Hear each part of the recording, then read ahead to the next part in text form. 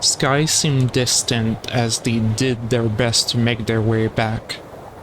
They would need to make some of the trip in vehicle mode, then do the rest on foot as they could not transform near the turrets. It dawned on him that while he was usually confident, he had the tendency to freeze when odds were stacked against him. As they approached the defense's threshold, Sky remained behind with Soilbleed, and cast a look full of guilt as he finally landed in his robot mode. The same sort he gave him all those solar cycles back, when he saved him from the death row. "You probably have questions, huh?" he said. They take a moment to process what Sky could be alluding to, but don't quite make the connection. You mentioned something regarding my Imperator. I was uncertain how that related to the situation at hand, but I assume you wanted to expand on that. "Yeah." He paused with a sigh.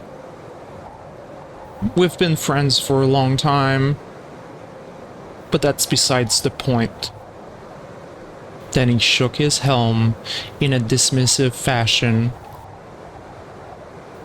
"Back when you got arrested, I've wanted to do something to get you out of there, but I froze. Just like I froze when Cyclonus attacked my sister and Rook.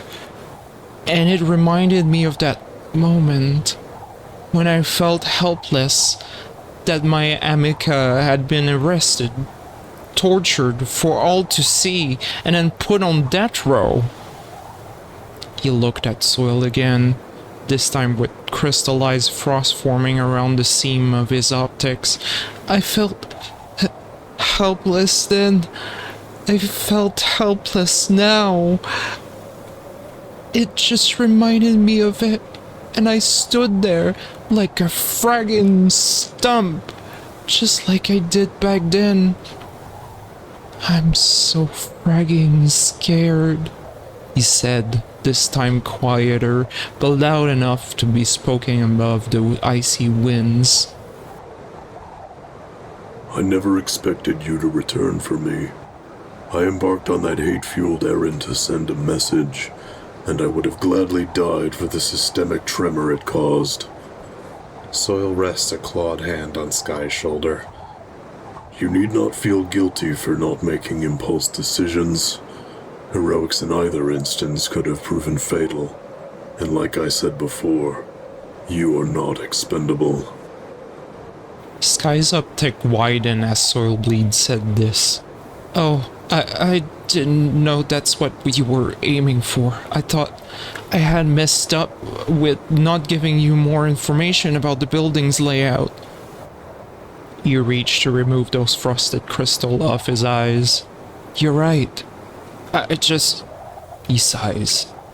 "It devastates me to see people I care about being hurt. I care about you. That's why I was so worried when that happened. And I continue to be worried whenever something happens to you. I know you're old and you're ready to die for a noble cause, but I guess I'm being selfish in saying I don't want you to leave just yet." He placed his hand on Soil's claw to emphasize his words. "You shouldn't do anything reckless either. We need you for the final fight. And I need you too." Death is never the goal, but the risk we all face as soldiers.